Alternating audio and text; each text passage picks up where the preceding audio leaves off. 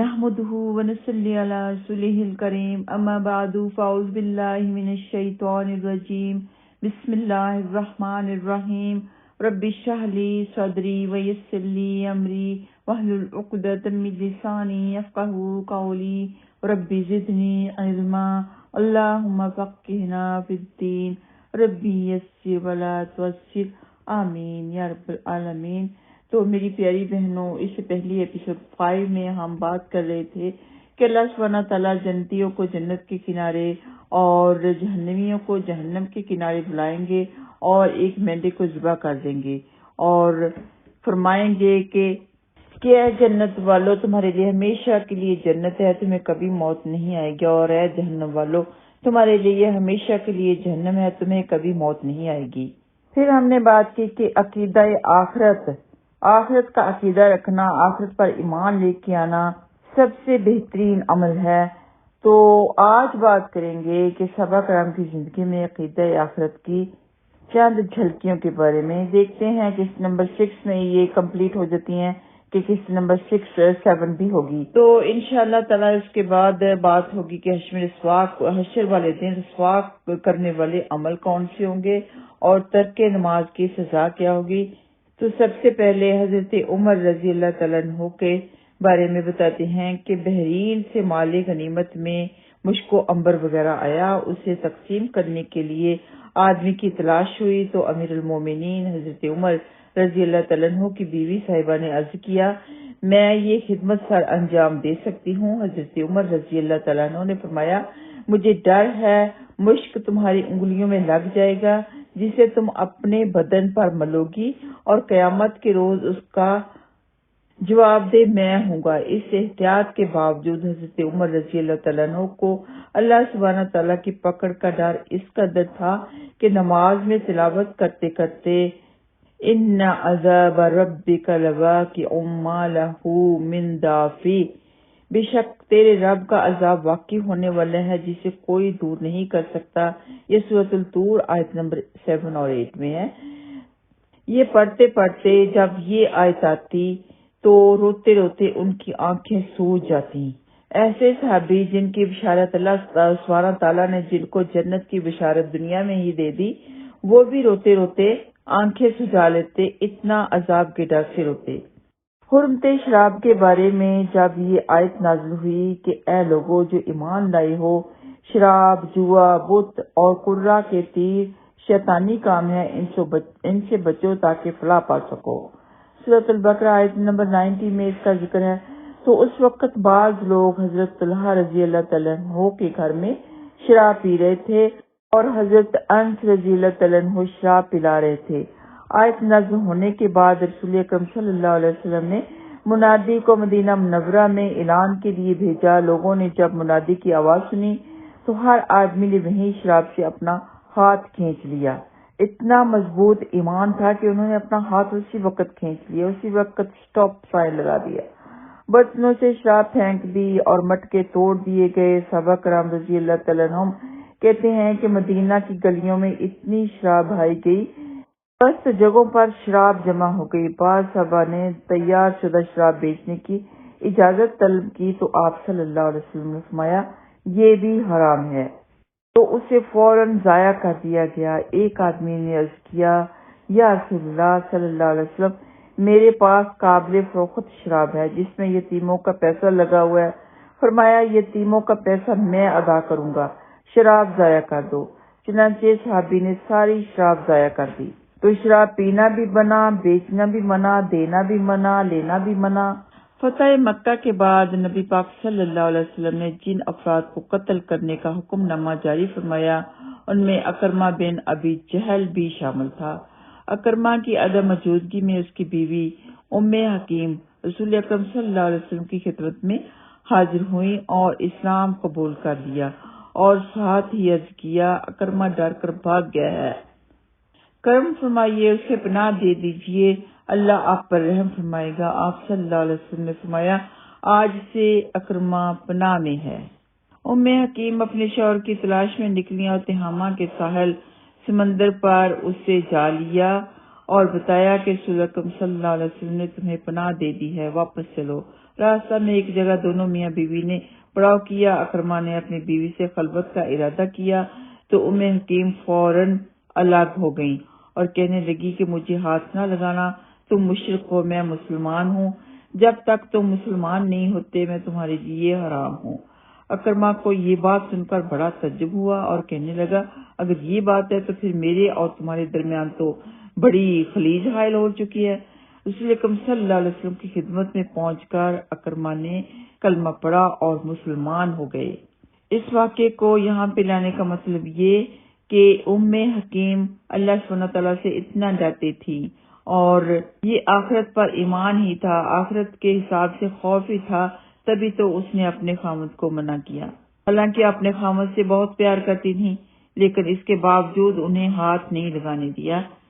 ایک آدمی رسول اکرم صلی اللہ علیہ وسلم کی خدمت میں حاضر ہوا اور عرض کیا یا رسول اللہ صلی اللہ علیہ وسلم، میرے کچھ غلام ہیں جو میرے ساتھ جھوٹ بولتے ہیں، خیانت کرتے ہیں اور میری نافرمانی کرتے ہیں، پھر میں انہیں برا بھلا کہتا ہوں اور مارتا بھی ہوں، قیامت کے روز میرا ان کے ساتھ حساب کتاب کیسے ہوگا؟ آپ صلی اللہ علیہ وسلم نے فرمایا تیرے غلاموں کی خیانت، نافرمانی اور جھوٹ کا حساب کیا جائے گا اور انہیں دی گئی سزا کا بھی حساب کیا جائے گا۔ اگر تمہاری سزا ان کے گناہوں سے کم ہوئی تو تمہارے لیے اجر و ثواب ہوگا، اگر تمہاری سزا ان کے گناہوں کے برابر ہوئی تو تم پر کوئی وبال نہیں ہوگا اور نہ ہی ثواب ہوگا، لیکن تمہاری اگر سزا ان کے گناہوں سے زیادہ ہوئی تو پھر زائد سزا کا تم سے بدلہ لیا جائے گا۔ وہ آدمی رسول اکرم صلی اللہ علیہ وسلم کے پاس ہی رونے اور چلانے لگا۔ رسول اکرم صلی اللہ علیہ وسلم نے اس سے فرمایا کیا تم نے قرآن مجید کی یہ آیت نہیں پڑھی؟ قیامت کے روز ہم انصاف کے ساتھ ترازو قائم کریں گے اور کسی پر ظلم نہیں کیا جائے گا۔ اگر رائے کے برابر بھی کسی کی نیکی یا برائی ہوگی تو اسے بھی لے آئیں گے، حساب لینے کے لیے ہم کافی ہے۔ سورۃ الانبیاء آیت نمبر 47۔ تو یہ سن کر آدمی نے عرض کیا یا رسول اللہ صلی اللہ علیہ وسلم، میں اس سے بہتر بات کوئی نہیں سمجھتا کہ انہیں آزاد کر دوں اور قیامت کے روز اللہ کی پکڑ سے بچ جاؤں۔ میں آپ کو گواہ بناتا ہوں کہ وہ سب کے سب آزاد ہیں۔ یہ احمد میں اور ترمذی میں موجود ہے۔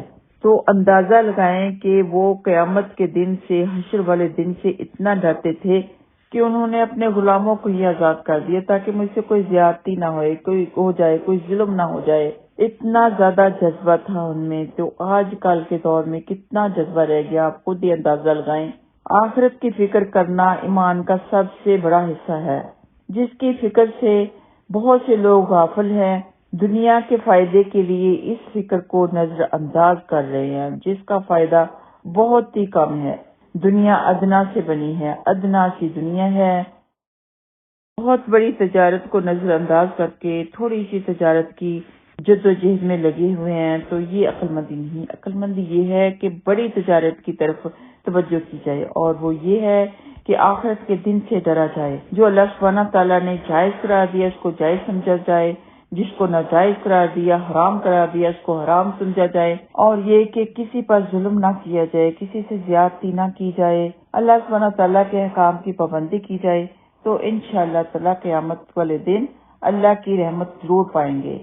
ہر کام کرنے سے پہلے قیامت کے دن کا خیال ذہن میں رکھنا چاہیے کہ کہیں وہاں پہ میری پکڑ نہ ہو جائے، وہاں سے مجھ سے پوچھ نہ ہو جائے۔ چاہے تو اللہ سبحانہ تعالیٰ کسی کو معاف کر دے، چاہے تو اسے پکڑ لیں، لیکن ہمیں ہمیشہ ڈرتے رہنا چاہیے۔ صحابہ کرام کا جذبہ دیکھ لیں، کتنا بڑا جذبہ تھا ان میں۔ وہ معاشرہ جس میں زنا اور شراب زندگی کا لازمی جزو سمجھا جاتا تھا، زیادہ سے زیادہ عورتوں کے ساتھ ناجائز تعلقات کو باعث فخر سمجھتے تھے، اسے دین اسلام کی دعوت دینے کے بعد جب عقیدہ آخرت سے روشناس کرایا گیا تو اسی معاشرہ کے لوگ اس قدر متقی، پرہیزگار اور پاک باز بن گئے کہ اگر کسی سے کوئی غلطی سرزد ہو گئی تو وہ از خود دربار رسالت محمد مصطفیٰ صلی اللہ علیہ وسلم میں پہنچا اور نہ صرف اپنے جرم کا اعتراف کیا بلکہ اصرار کیا کہ اسے دنیا میں پاک صاف کر کے آخرت کی سزا سے بچایا جائے۔ قبیلہ غامد کی ایک عورت رسول اکرم صلی اللہ علیہ وسلم کی خدمت میں حاضر ہوئی اور عرض کیا، یا رسول اللہ صلی اللہ علیہ وسلم مجھے پاک کر دیں۔ آپ صلی اللہ علیہ وسلم نے ارشاد فرمایا، پگلی جا اور اللہ کے حضور توبہ استغفار کر۔ اس نے عرض کیا، یا رسول اللہ صلی اللہ علیہ وسلم کہ آپ مجھے سلمہ کی طرح ٹالنا چاہتے ہیں، میں تو زنا کی وجہ سے حاملہ بھی ہوں۔ آپ صلی اللہ علیہ وسلم نے فرمایا، اچھا جا اور وضع حمل کے بعد آنا۔ وضع حمل کے بعد وہ خاتون پھر حاضر ہوئی اور عرض کیا، اب مجھے پاک کر دیجئے۔ آپ صلی اللہ علیہ وسلم نے فرمایا، ابھی واپس چلی جا اور بچے کو دودھ پلا، جب بچہ دودھ چھوڑ دے تب آنا۔ عورت واپس چلی گئی اور بچے کا دودھ چھڑانے کے بعد پھر حاضر ہوئی، بچے کو بھی اپنے ساتھ اس طرح لائی کہ اس کے ہاتھ میں روٹی کا ٹکڑا تھا۔ حاضر خدمت ہو کر عرض کیا، یا رسول اللہ صلی اللہ علیہ وسلم یہ بچہ ہے، اس نے دودھ چھوڑ دیا ہے اور روٹی کھانے لگا ہے، اب مجھے پاک کر دیجئے۔ تب آپ صلی اللہ علیہ وسلم نے اسے رجم کا حکم دیا۔ تو اندازہ لگائیں اس عورت کا جذبہ کتنا بڑا تھا، اس نے بچے تک کی پرواہ نہیں کی، اپنی جان کی پرواہ نہیں کی، بار بار نبی پاک صلی اللہ علیہ وسلم کے پاس آتی رہی۔ ہمارے اندر کا جذبہ کس کونے میں جا کے چھپ گیا؟ ہمیں چاہیے کہ ہم اس جذبے کو جگائیں، آخرت کا فکر کریں، چھوٹے سے چھوٹے گناہ سے بچنے کی کوشش کریں۔ جس کا ایمان مضبوط ہوتا ہے وہ آخرت کی فکر بہت زیادہ رکھتا ہے اور دنیا کو ادنا ہی سمجھتا ہے۔ اور حضرت معاذ اسلمہ رضی اللہ تعالیٰ عنہ کے بارے میں یہ ہے کہ ان سے بھی یہی جرم سرزد ہوا تھا اور وہ بھی حضرت خود رسول اللہ صلی اللہ علیہ وسلم کی خدمت میں حاضر ہوئے تھے۔ رسول اکرم صلی اللہ علیہ وسلم نے ان پر بہت زیادہ جرح فرمائی تاکہ اگر جرم زنا سے کم درجہ کا ہو تو معاذ اسلمہ سزا سے بچ جائیں، لیکن جب رسول اکرم صلی اللہ علیہ وسلم کو پوری طرح اطمینان ہو گیا کہ واقعہ جرم ہوا ہے تو آپ صلی اللہ علیہ وسلم نے ان کو سنسار کرنے کا حکم دے دیا۔ تو وہ بھی چاہتے تو بچ سکتے تھے، لیکن انہیں آخرت کی فکر تھی۔ اور یہ بھی یاد رہے کہ اس طرح کی سزا دینا عوام کے ہاتھ میں نہیں ہوتی، یہ حکومت کے ہاتھ میں ہوتی ہے۔ حکومت فیصلہ کرتی ہے کہ اس کو سزا دینی چاہیے، یہ سزا کا حقدار ہے کہ نہیں ہے۔ یہ بھی یاد رہے کہ ہماری شریعت میں شادی شدہ میل ہے یا فیمیل ہے، اس کے زنا کی سزا سنسار کرنا ہے، جبکہ غیر شادی شدہ کے لیے صرف اور صرف 100 کوڑے ہیں۔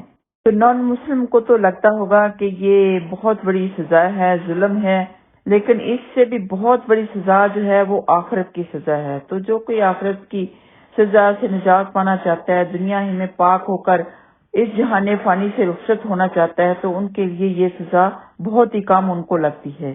اور یہ سزا اتنی جلدی بھی قائم نہیں کی جاتی، اس کے لیے 4 گواہ ہوتے ہیں وغیرہ وغیرہ۔ تو یہ سورۃ النور کی آیات ریکارڈ کی ہیں، ڈیٹیل کے ساتھ وہاں پہ تفسیر میں بتایا گیا ہے۔ اگر کسی کو چاہیے تو یہاں پہ اسی ویڈیو کی ڈسکرپشن میں یہ لنک بھی انشاءاللہ تعالی سینڈ کریں گے اگر کسی نے سننا ہوا تو۔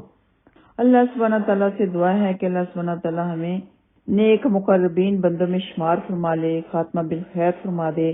وآخر دعوانا ان الحمدللہ رب العالمین۔ السلام علیکم ورحمۃ اللہ وبرکاتہ۔